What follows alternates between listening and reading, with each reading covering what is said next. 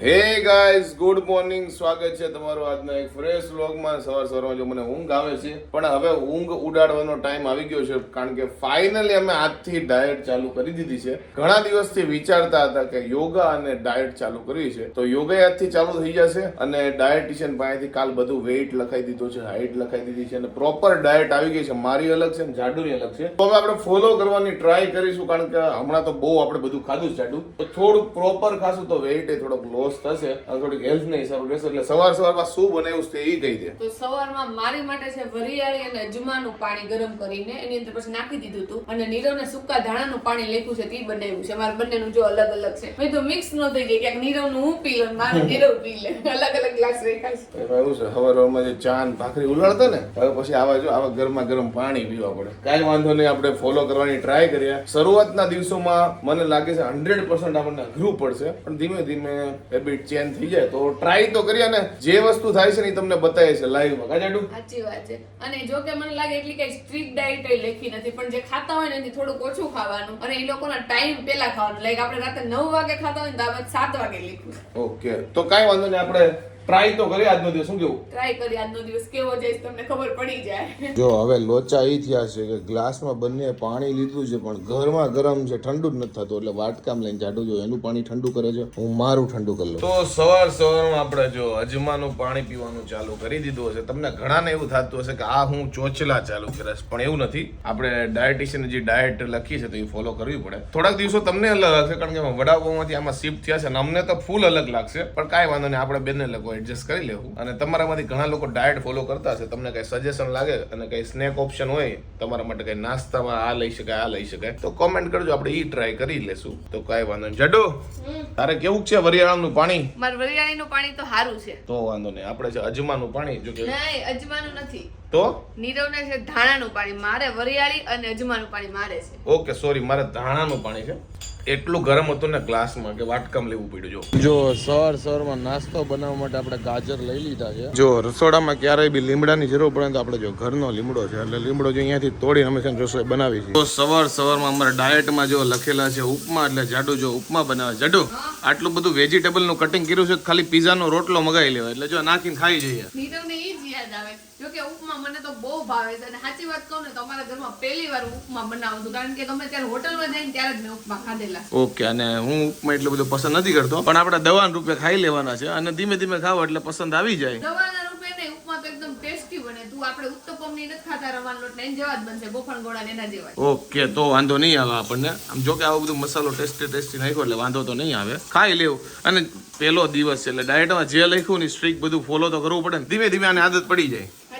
તો ફાઇનલી જોવામાં તો એકદમ ટેસ્ટી ઉપમા બનાવી નાખે. જડુ, હાલો હવે ચાલુ કરો ઉપમા. હાલો બધા ઉપમા ખાવા માટે. દેખાવમાં તો હારા બન્યા છે, ટેસ્ટમાં હારા બન્યા છે, પણ મને લાગે હજી મારા માપ નથી આવ્યો, તો રવો આટલો કેવો કરો તો તોય ઘરે બની ગયા છે ઉપમા આપણે. અત્યારે જાડુ બનાવે છે રોટલી, અને એ પણ મલ્ટીગ્રેન આટાની, કારણ કે જાડુ આપણને કીધું છે મલ્ટીગ્રેન આટાની રોટી બનાવવાનું. કા હવે હારી બને સારું. મેં તાન પેલા કોઈ દી ઘઉંના લોટ છે કોઈની રોટલી નથી ખાધેલી. ટૂંકમાં આમાં 4-5 છે ને લોટ મિક્સ હોય એવું હોય, અને એની રોટલી બનાવવાની છે. અને યુઝ્યુઅલી બપોરે તમારે બસ શાક ને રોટલી ને છાશ ઈ જ ખાવાનું છે. કા એમાં કોઈ ડાયટ જેવું છે નહીં, અને સલાડ આપણે જે ખાતા હોય ને રેગ્યુલર ઈ જ ખાવાનું. ઓકે, તો રોટલી બનાવી લઈને. આજે આ કુકર બહુ સીટી મારે છે, ચમ. જો પાછી વહી જડુ, આટલી સરસ છોકરી ઊભી હોય પછી સીટી જ મારે ને. લ્યો સટઅપ કુકર બંધ હો જા મેરે ભાઈ. તો આજે સવારે હું બંને છે ને વજન મોકલ્યો તો ડાયટિશિયન ને, તો વજન તમને કીધું મારો હતો 80 કિલો.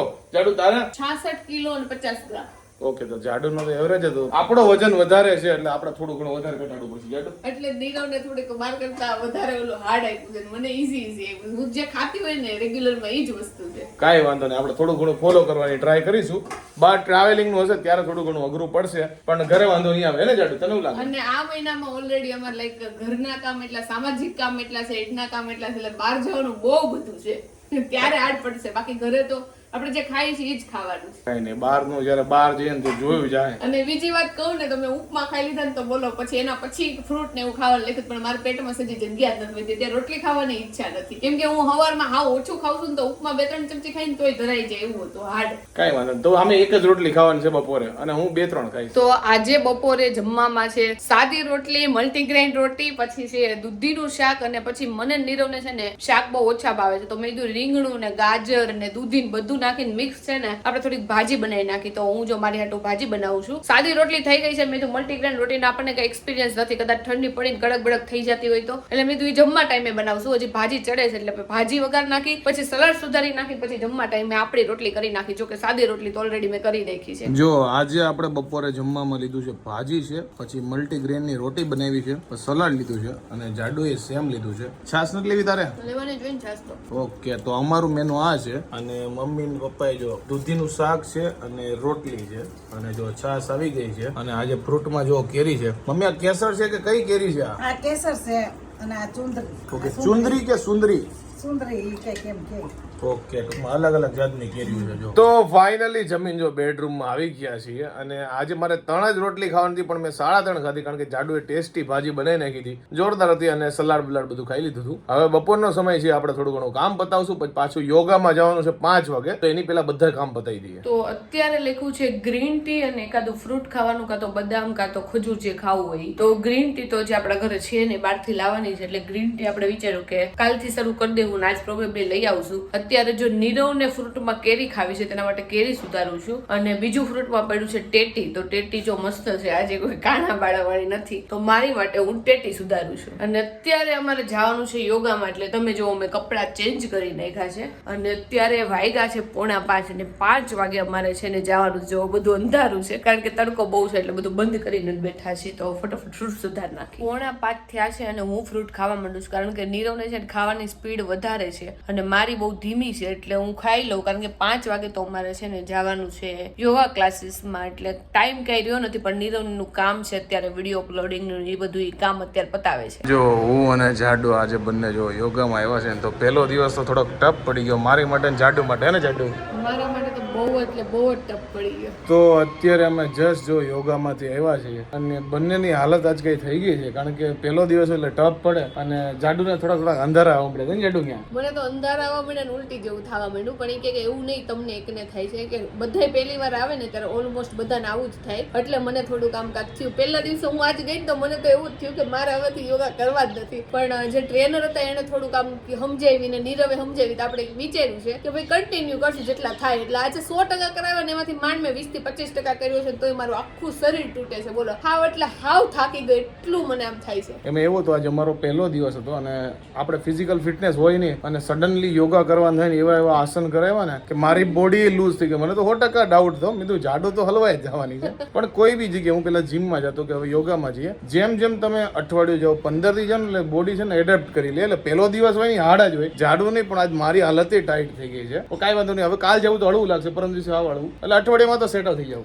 એમને એ જ કીધું કે અઠવાડિયું 15 દિવસ તમે કરશો ને એટલે પછી કે તમારું રૂટીન થઈ જાય. ને એ વાત તો હું માનું છું કે ગમે એ વસ્તુ રૂટીન થતા તો વાર જ લાગે. તો આપણે જવાનું તો નક્કી કર્યું જ છે, પણ આજનો દિવસ મારા માટે બહુ ટફ હતો. હવે મને લાગે છે નીરો હું કોઈ દી એમ નહીં કે મને ઊંઘ નથી આવતી, ડાયરેક્ટ હું જ જાય, એટલી થાકી ગઈ. અત્યારે કેમ તો અત્યારે હુઈ જાવ કાઢા વગર, એટલી થાકી ગઈ હું તો. એમાં એવું છે કલાક યોગા કરવા ને છેલ્લે છે ને ખાલી 30 સેકન્ડ કે 1 મિનિટ ખાલી આમનું આડું પડીને સુવાનું, કે તેમાં સાચી ઊંઘ આવી જાય ને એટલા તમે થાકી જાવ. અને આજે પહેલો દિવસ એટલે ટપ તો પડે, કાંઈ ને ધીમે ધીમે આવડી જાય. તો અત્યારે જો બટેકા પૌવા બનાવવાના છે ને તાંજણિયાની ભાજીની બનાવવાનું છે, તો કટિંગ કરવા બેહી ગયા છે. જો હું સુધારું છું બટેકા પૌવાની બધી વસ્તુ, મમ્મી સુધારે છે તાંજણીઓ, અને નીરવ ને રોમિલ બે બેઠા છે, અને નીરવ બટેકા ખાવાનું કામ કરે છે. નીરવ ચાખવા પડે ને કે કેવી ક્વોલિટીના બટેકા છે? બટેકાની ક્વોલિટી સારી જ છે, પણ તારે ચાખવાની કઈ જરૂર નથી. કાંઈ વાંધો નહીં. જો આપણા પૌવા છે ને એ બની ગયા છે. પૌવામાં જો તમને વેજીટેબલ વધુ દેખાતું હશે ને પૌવા ઓછા દેખાતા હશે, એટલે વેજીટેબલ પૌવા બનાવ્યા છે. અને બીજું બનાવ્યું છે તાંજણીયાની ભાજી લસણ વાળી. તો હાલો બધા તાંજણીયાની ભાજી ભાવતી હોય તાંજણીયાની ભાજી ખાવાની, પૌવા ભાવતા હોય પૌવા ખાવા. તો